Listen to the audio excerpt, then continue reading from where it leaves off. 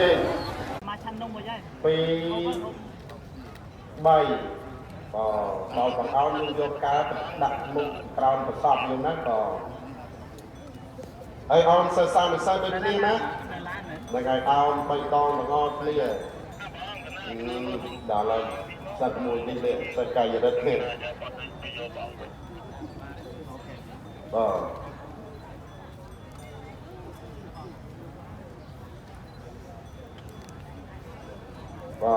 ញោមដាក់ឲ្យញោមអញ្ជើញមកបងសិស្សសាស្ត្រចូលតរងជជួចាំ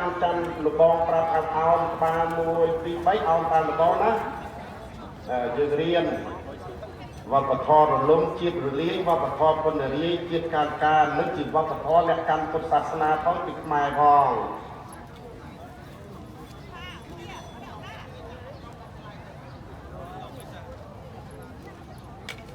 បើញោមទៀតអាចជើញក្នុងរោងវិសាលសិនសុខសិនញោមណាទឹកសពព្រះអង្គគ្រូធម្មវណ្ណៈវាស័យឧបត្ថម្ភ500កេសនោះ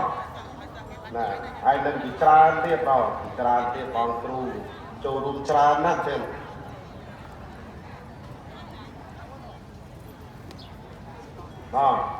ក៏ត្រឹមទៅមុខបាទទៅមុខត្រឹមលោកគ្រូតែ3នាក់បានហើយ3សរសៃខាងមុខនឹងបានហើយសរសៃកាន់បានមីក្រូហើយកាត់ត្រឹមហ្នឹងសិនចុះអាសិនកាត់ក្បាលក្រហមហើយកាយរិទ្ធកម្មាចូលកម្មាសិនគេយកតាមមួយសិតគេសិនកម្មាសិនគម្រប់សិនទៅមួយសិនតាមលោកគ្រូសិនស្ដាប់គ្នាហើយបងអាចារ្យនេះអញ្ជើញប៉ុណ្ណឹងមកកន្លែងមីក្រូដើម្បីប្រតិសិន